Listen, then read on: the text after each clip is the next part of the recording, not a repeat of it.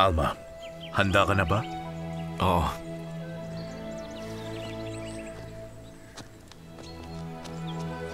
Haring Limhay, salamat sa pagsama sa amin. Nasasabik kami sa inyong salita, Haring Mosayas.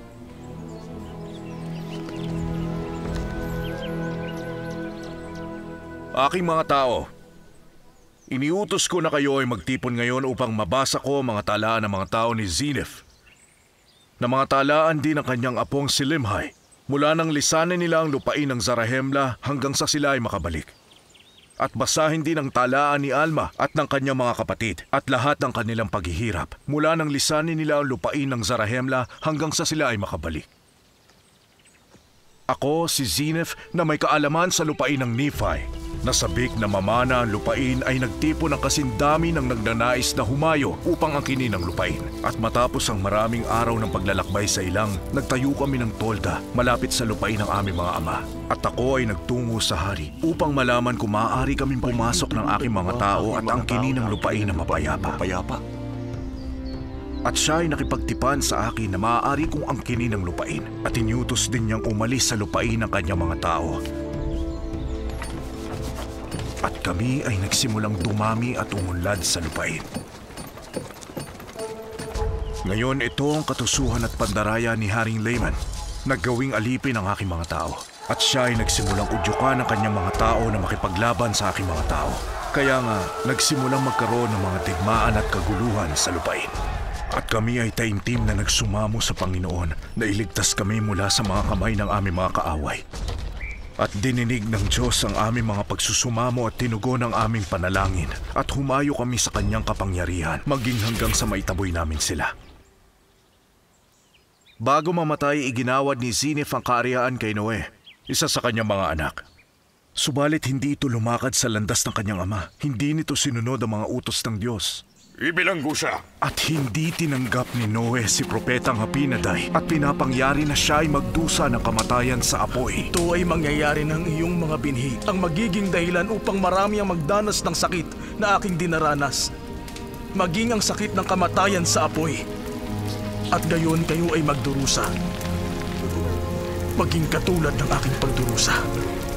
Si Haring Noe ay hindi nagpapahalaga sa kanyang tao tulad ng pagpapahalaga niya sa kanyang sarili.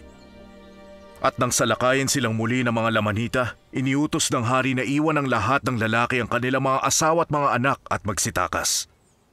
Ngayon, marami ang tumangging iwanan sila. Yaong mga nanatiling kasama ang kanilang mga asawa at anak ay inutusan ng kanilang magagandang anak na babae na magmakaawa sa mga Lamanita na huwag silang patayin. Pagkatapos, yaong mga tumakas kasama ni Noe at ng kanyang mga saserdote ay nangakong babalik sa kanilang mga asawa at anak. At sila ay nagalit sa hari at pinapangyari na siya ay magdusa maging ng kamatayan sa apoy. At darakpin na rin sana nila ang mga saserdote at papatayin, ngunit nagsitakas sila. Pagkamatay ni Noe, si Limhay, na siyang anak ng hari, ay ginawaran ng kaharian. Sinimulang patatagin ni Limhay ang kaharian at ipalaganap ang kapayapaan sa mga tao sa loob ng 2 taon. Sa isa pang bahagi ng lupain, ang mga saserdote ni Haring Noe na tumakas sa utos ng kanilang hari, natatakot na baka sila patayin ay hindi nangahas bumalik sa kanilang asawa at anak. Nang matuklasan ng mga anak na babae ng mga Lamanita, dinukot nila sila at dinala sa ilang. Ikinagalit ito ng mga Lamanita sapagkat inakala nila na ang mga tao ni Limhay ang dumukot sa mga ito at nagpadala sila ng hukbo upang salakayin sina Limhay. Subalit natanto ni Haring Limhay na si Amulon at ang iba pang saserdote ang may kasalanan at napayapa niya ang hari ng mga Lamanita at tinupad ang pangakong ginawa nila sa kanya. Sapagkat pakiramdam nila ay higit na mabuti na sila ay alipinin kaysa mamatay. Matapos ang maraming araw, ang mga Lamanita ay muling napukaw sa galit laban sa mga Nefita at nagtungo sila sa mga hangganan ng lupain. Hindi sila nagtangkang patayin sila dahil sa pangakong ginawa ng kanilang hari kay Limhay. Subalit kanilang sinampal sila, ginamitan ng kapangyarihan at pinatawa ng mabibigat na pasanin at itinaboy tulad ng isang maamong asno. Oo, ang lahat ng ito ay naganap upang maisakatuparan ang salita ng Panginoon. Walang paraan upang mapalaya nila ang sarili nila sa kanilang mga kamay sapagkat napalilibutan sila ng mga Lamanita. Ang mga tao ay nagsimulang maghangad na lumaban. Sila ay tinalo ng mga lamanita na itaboy pabalik at napatay ang marami sa kanila. At muli silang nakidigma, subalit muling naitaboy na nagdusa ng malaking kawalan. Oo, nakidigma sila sa ikatlong pagkakataon at nagdusa sa gayunding paraan. At yaong mga hindi napatay ay bumalik sa lungsod ng Nephi. At nagpakumbaba sila maging hanggang sa alabok. Ipinaubaya ang sarili sa singkaw ng pagkaalipin. Hilos! Magpatuloy! Ipinaubaya ang kanilang sarili na hampasin at itaboy ng parot, parito at pahirapan alinsunod sa naisin ng kanilang kaaway. Naway panatilihing ligtas ang At mataimtim silang nagsumamo sa Diyos na kanyang iligtas sila mula sa kanilang mga paghihirap. Ngayon, ang Panginoon ay mabagal sa pakikinig sa kanilang pagsusumamo dahil sa kanilang kasamaan. Gayunpaman, dininig sila ng Panginoon. Pinalambot ang puso ng mga lamanita kaya't pinagaan ang kanilang pasanin. At sila ay unti-unting umunlad sa lupain. At nagtanim ng mas maraming butil at kawan ng tupa kung kaya't hindi sila nagutom. Nais kong malaman ang nangyari sa mga lumisan upang manirahan sa lupain ng Lehi Nephi sapagkat walang nabalitaan sa kanila mula pa nang umalis sila sa Zarahemla. Kaya pinahintulutan ko si Amon at ang ilang kalalakihan na pumunta sa lupain ng Lehi Nephi upang magsiyasat hinggil sa aming mga kapatid. Nakarating sila sa isang burol na nasa hilaga ng lupain. Isinama ni Amon ang 3 sa kanyang kapatid patungo sa lupain ng Nephi. At masdan, nakaharap nila si Haring Limhi.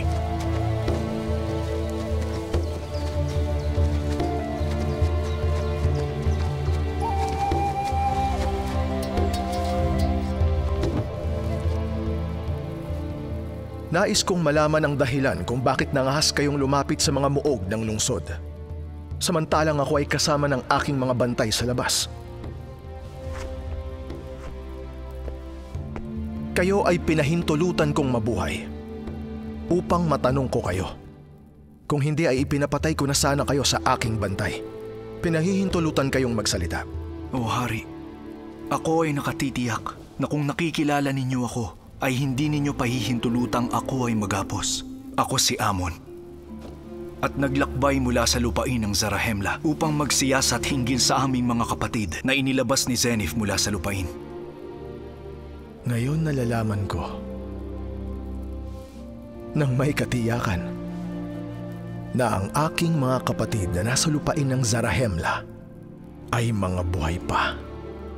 Kami ay nasa pagkaalipin ng mga lamanita at nabubuwisan ng buwis na napakabigat dalhin. At ngayon, masdan, palalayain tayo ng ating mga kapatid mula sa pagkaalipin. O kayo, aking mga tao, itaas ang inyong mga ulo at maaliw. Sapagkat masdan, nalalapit na ang panahon o hindi na nalalayo, na hindi na tayo masasakop pa ng ating mga kaaway. Kaya nga itaas ang inyong mga ulo at magsaya at magtiwala sa Diyos. Kung kayo ay babaling sa Panginoon na may buong layunin ng puso at magtitiwala sa Kanya at paglilingkuran siya ng buong pagsusumigasig ng pag-iisip, kung gagawin ninyo ito, siya alinsunod sa Kanyang sariling kalooban at kagalakan ay palalayain kayo mula sa pagkaalipin. Nakipagsanggunian tayo kung paano mapalalaya sa pagkaalipin. Wala tayong makitang paraan maliban sa magtungo sa ilang. O Hari, kung hanggang ngayon kayo ay nakikinig sa akin kahit paano at ito'y naging kapaki-pakinabang, hinihiling kong makinig kayo sa aking mga salita ngayon. Magsalita ka, Gideon. Ang daan sa likuran, sa gilid ng lungsod. Ang mga bantay na lamanita sa gabi ay mga lango.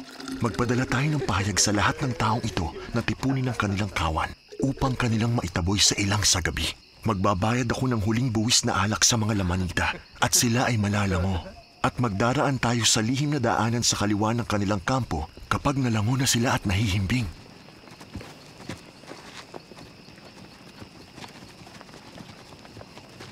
Matapos ang maraming araw sa ilang, dumating sila rito sa Zarahemla at sumama sa atin.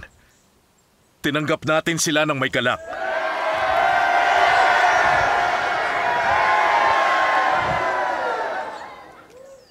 Babasahin ko ngayon ang ulat ng mga tao ni Alma. Nagpatotoo siya sa ating kasamaan.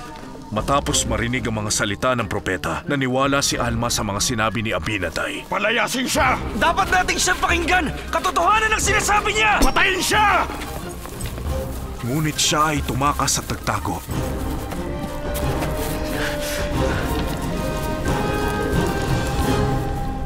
At isinulat ang lahat ng salitang sinabi ni Abinadai. Itinuro ni Alma ang mga salita ni Abinadai. Noong unang dumating si Abinadai, binalaan niya kami na magsisi. Narito ang mga tubig ng Mormon at kung kayo ay nagnanais na lumapit sa kawan ng Diyos... At kasindami ng naniwala sa kanya ay nagsitungo sa lugar na tinawag na Mormon. At sila ay bininyagan sa mga tubig ng Mormon at napuspos ng biyaya ng Diyos. At sila ay tinawag na simbahan ng Diyos o ang simbahan ni Kristo mula sa panahong yaon. Si Alma, na binalaan ng Panginoon tungkol sa pagsalakay ng hukbo ni Haring Noe, ay lumisan patungo sa ilang. At pinalakas sila ng Panginoon upang si Haring Noe ay hindi makaabot sa kanila upang lipunin sila. Sila ay tumakas ng 8 araw patungo sa ilang at nagtayo sila ng mga tolda at nagbungkal ng lupa at nagtayo ng mga gusali. Oo, sila ay masisipag at labis na nagpagal. Gawin nating hari si Alma. Hindi kapaki-pakinabang na magkaroon tayo ng hari. Sa pagkatwika ng Panginoon, hindi dapat pahalagahan ng isang tao ng higit sa iba o ang isang tao ay mag-isip na siya ay higit kaysa sa iba. Dapat mahalin ng bawat tao ang kanyang kapwa tulad ng kanyang sarili na hindi dapat magkaroon ng alitan. At pangalagaan ang isa't isa at pagyamanin sa mga bagay na may kinalaman sa kabutihan. At nagsimula silang umunlad ng labis sa lupain. Gayunpaman, minarapat ng Panginoon na pahirapan ang kanyang mga tao. Oo, sinusubukan niya ang kanilang tiyaga at pananampalataya. Habang nagbubungkal sila ng lupain, isang hukbo ng mga lamanita ang nasa mga hangganan ng lupain. Paparating ang mga lamanita! Huwag matakot! Alalahanin ng Panginoon nating Diyos at ililigtas niya tayo!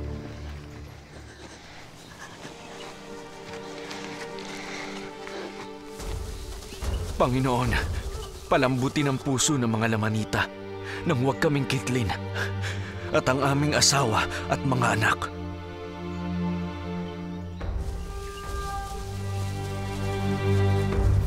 Hindi namin nais ang anumang alitan.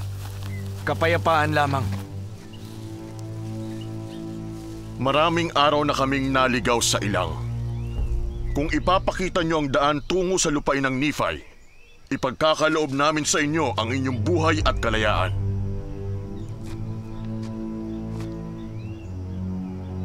Humayo sa direksyong ito ng 8 araw at makararating kayo sa lupain ng Nephi.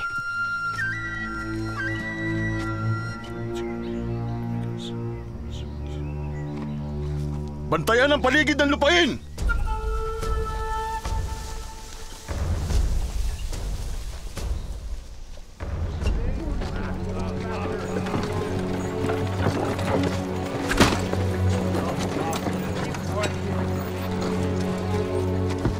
Magsikilos kayo! Walang magpapahinga! Kilos! Ipinagsama rin ng mga lamanita ang mga asawa at anak ng mga bantay na naiwanan sa lupain.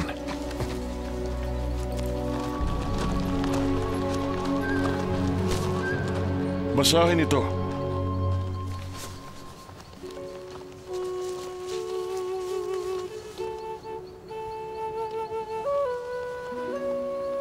Ang hari ng mga lamanita ay nagpahintulot kay Amulon na siyang maging hari at tagapamahala sa mga taong ito.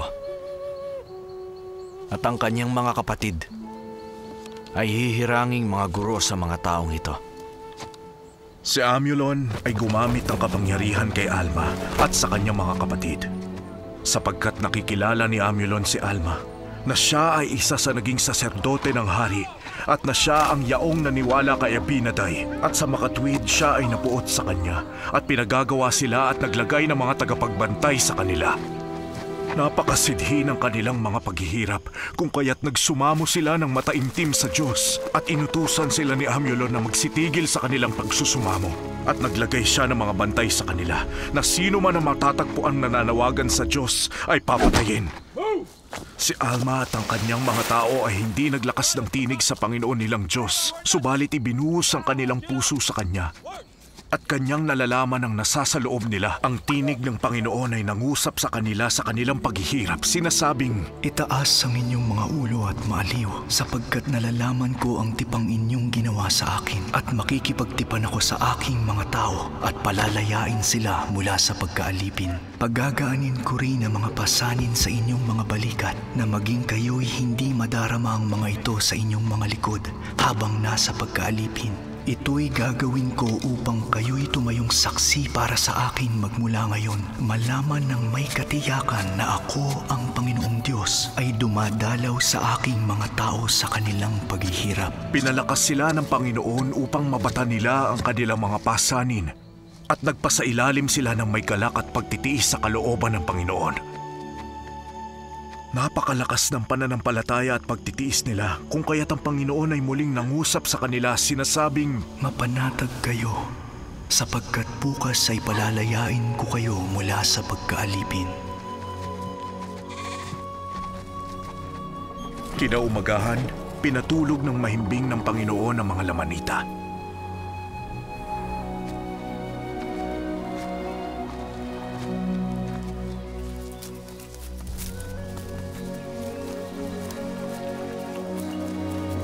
At si Alma at ang kanyang mga tao ay lumisan patungo sa ilang. At matapos ang 12 araw, nakarating sila rito sa Zarahemla. At tinanggap din natin sila ng may galak.